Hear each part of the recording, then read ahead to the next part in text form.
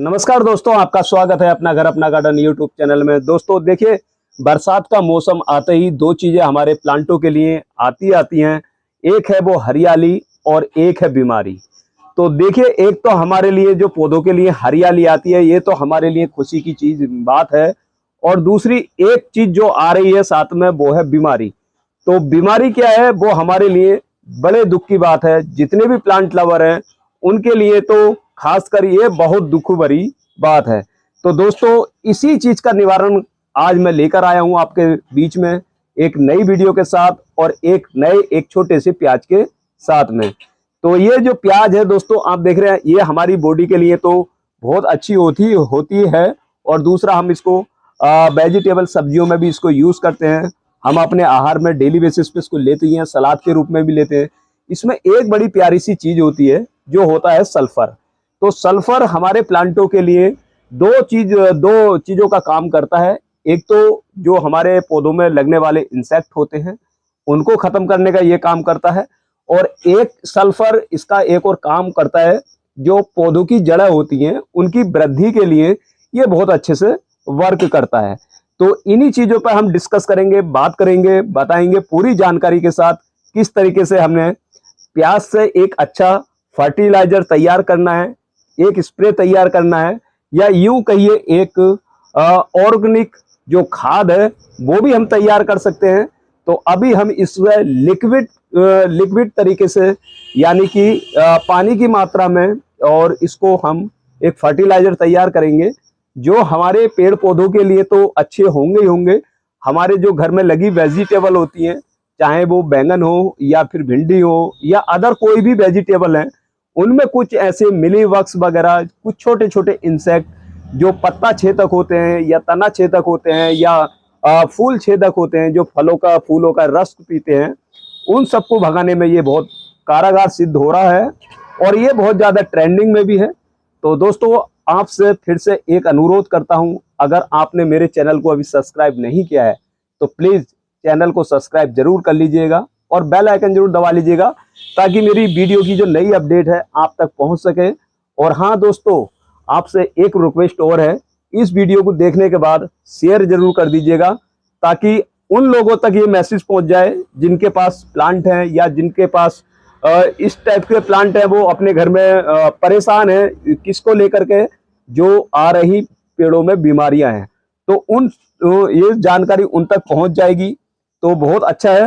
तो ये जो वेजिटेबल के लिए मैं अपने घर में प्याज काट रहा हूं और इसी से हम फर्टिलाइजर तैयार करेंगे। तो सबसे पहले हम इसके जो छिलके हैं, देखिए, हम डेली बेसिस पर अगर जब भी हम प्याज काटते हैं तो उनको फेंके ना, किसी एक बर्तन में इकट्ठा कर लें। तो क्योंकि आप डेली बेसिस पे दो चार प्याज तो हमारे घर पर डेली बेसिस पे कटते ही कटते हैं नॉर्मली।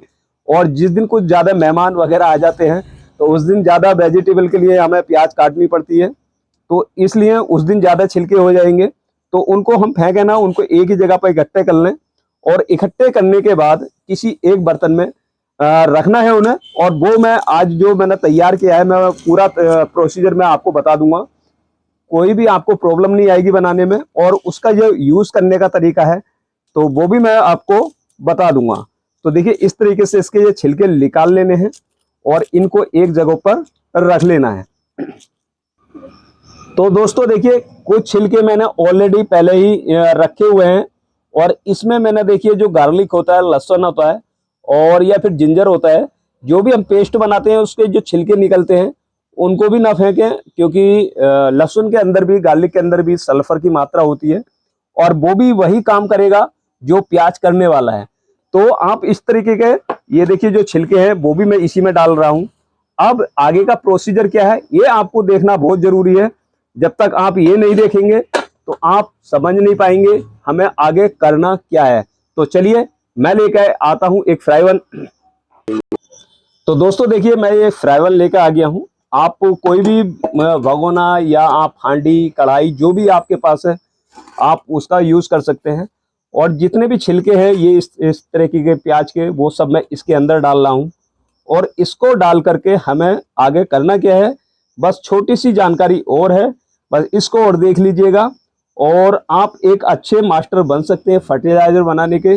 जिससे कि देखिए जैसे कि मेरे पेड़ पौधे एकदम एवरग्रीन रहते हैं। आप देखते ही हैं जब भी मैं वीडियो डालता हूं इन प्लांटों को जरूर दिखाता हूं, ताकि उन लोगों तक मैसेज पहुंचते रहे जो अपने पेड़ पौधे लगाते हुए भी और उनके प्लांट जो इतने अच्छे से ग्रोथ नहीं कर पाते हैं या सरवाइव नहीं कर पा रहे हैं, तो उन लोगों के लिए ये मैसेज बहुत जरूरी है।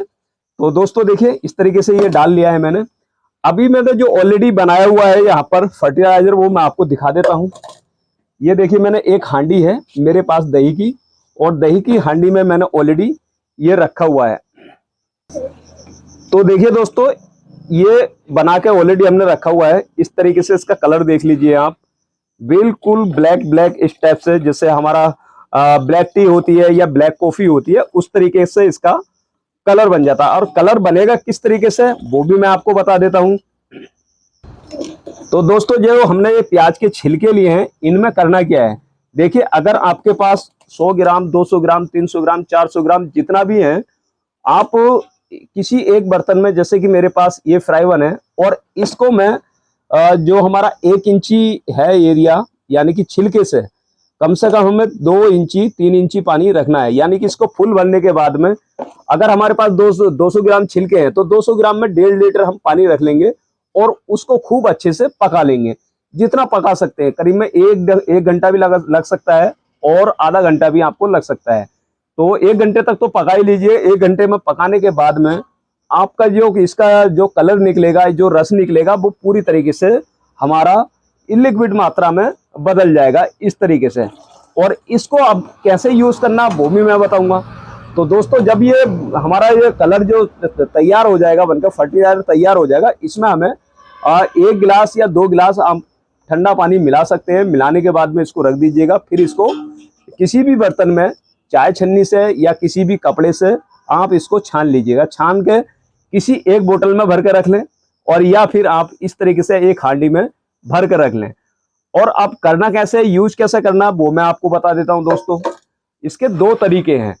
अगर आपके प्लांट का ग्रोथ कम हो रहा है तो आपको बस छोटा सा काम करना है। आपको पौधे की गुड़ाई करनी है।